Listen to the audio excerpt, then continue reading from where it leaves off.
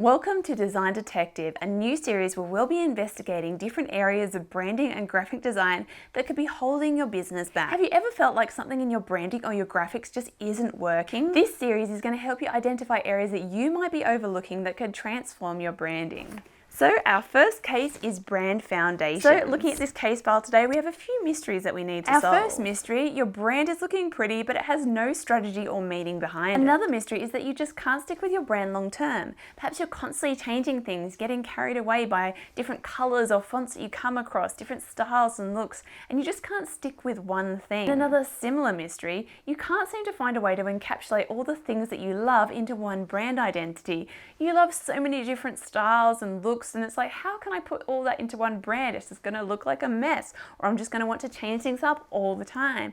So how do we encapsulate everything that we want to say into one brand? And the final mystery, perhaps you just put your branding together really quickly. Maybe you're just starting out, you just put something together really basic just to get going. Maybe you just use some free templates or something like that just to get started. But now as your business is growing and maturing, you're starting to realize that it doesn't look quite as professional as you'd like it to. Maybe it just isn't communicating who you are in your business the way you want, and so it just doesn't feel like the right fit or what you really need. So our real problem here is that you need something strategic, something that you're going to stick with long term, and something that's really going to communicate your business, and something that you feel really encapsulates the essence of your brand and isn't just something that looks pretty and nice. So now let's take a look at the evidence. So if you're having this problem, you might be seeing some of this evidence. Are you constantly changing your branding? Are you not attracting the right people? Are you not growing or getting good opportunities? Are people getting the wrong message about your brand? Maybe they think that you do something completely different to what you actually do.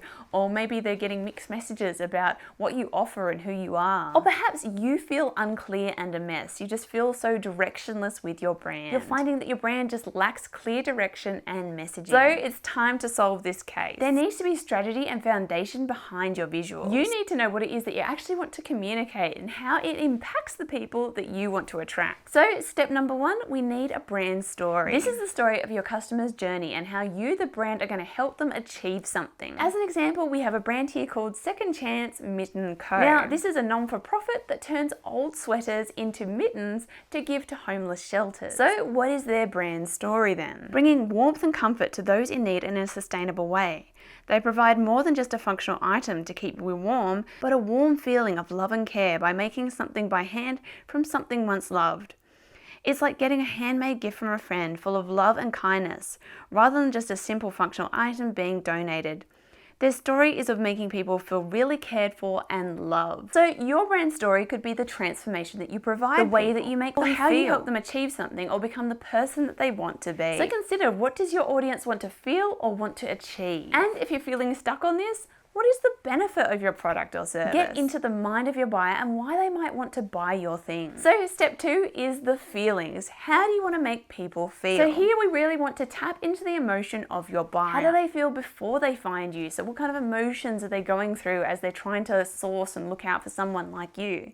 Then how do they feel when they come across you? How do they feel when they buy from you? How do they feel as they experience your product or service?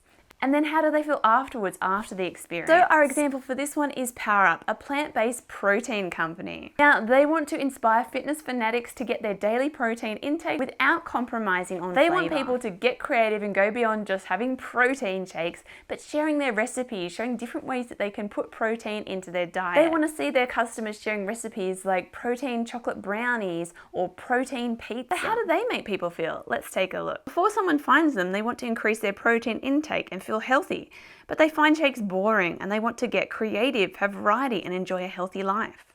When they find the brand, they feel inspired and motivated. Using the product, they feel empowered, motivated, healthy and strong. And after, it makes them feel healthier, like they don't have to live off shakes, and they can enjoy a variety of foods, which gives them a positive feeling and confidence about their wellness and ability to reach their goals. So consider the feelings that your brand should evoke. How do you make people feel along that customer journey? What's their mindset as they discover your brand? Again, step into your customer's shoes. Really think about their feelings along the way. And if you're unsure, ask some of your audience. Ask them how they felt when they came across you. Ask them how they felt experience your product or services. So you may even want to reach out to get testimonials and ask those people, how did it actually make them feel? Step number 3 is the brand promise. This is all about setting the expectation. What can people expect from your brand? It could be things like high quality, fast service, being ethically sourced, how it's guaranteed to make them feel, or the results that they'll get. Really think about what are the benefits of what you offer. So our example for this one is the bump ritual. So this is body care for pregnant and postpartum mums. So rather than trying to mask their imperfections, it's about making them feel comfortable in their own skin and giving them some time to themselves for self-care. So what would their brand promise be?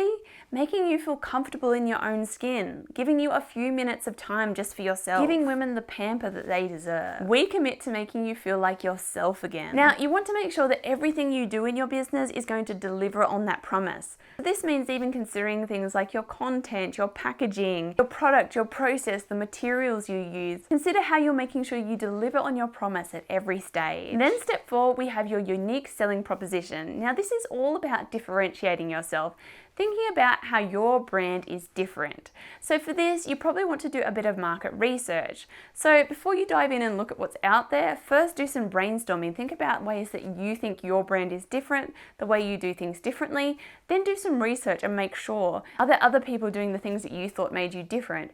And if there are there other aspects of your business that make you set apart from them? So this is really about thinking what makes you unique, that people would want to choose your brand, what makes you special. So this is just about carving out your own unique spot in the marketplace. Why would people want to buy from you? What makes you different from what else they have to choose from? Now, step number 5 is your why and your mission. Now, your why is your deeper purpose for the brand. Why did you start this business? What really matters to you? Don't just be chasing things that you think you ought to do, what people are saying is the thing to do right now, or what's going to make you money. What actually matters to you? Why did you even start this business in the first place? What took you down that path?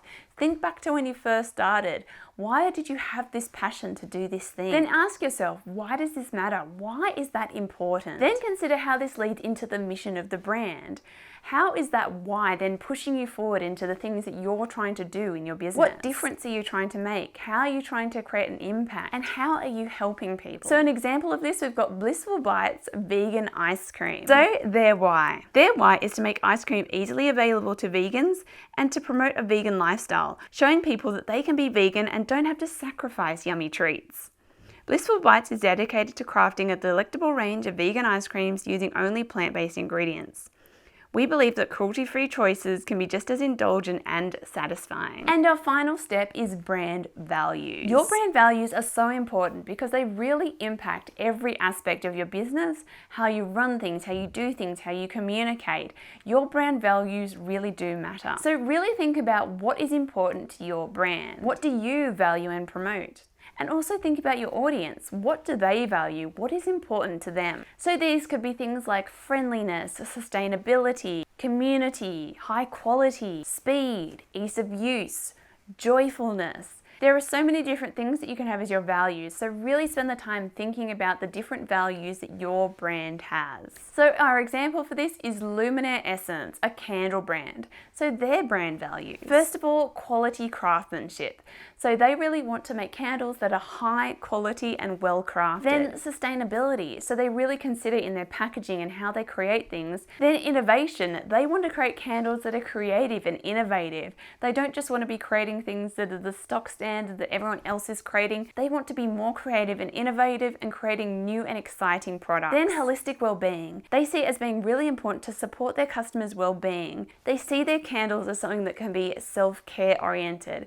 They also make sure that they use materials that are good for your health and not nasty synthetic things that are going to mess with your hormones. They create candles that create a tranquil environment and help with mindfulness. They also care about community connection. They really want to build community with their brand, not just simply sell products to you, but make you feel like you're part of a community. They also care about transparency, so being upfront about the way their candles are made, how they source the materials and things like that, so it's really clear where these candles are coming from. And finally, customer delight. They want their candles to be an experience and delight the customer, not just feel like they bought it from some cheapo shop, but feel like every part of it is a beautiful experience. So now it's time to summarize our case. So in summary, instead of just jumping into, well, what should my brand look like? Getting on Pinterest and looking at inspiration and trying to come up with, I think I want my brand to look like this or like that. Instead, we need to be starting with some brand foundations. We really want to consider what we want our brand to communicate and how we want it to make people feel.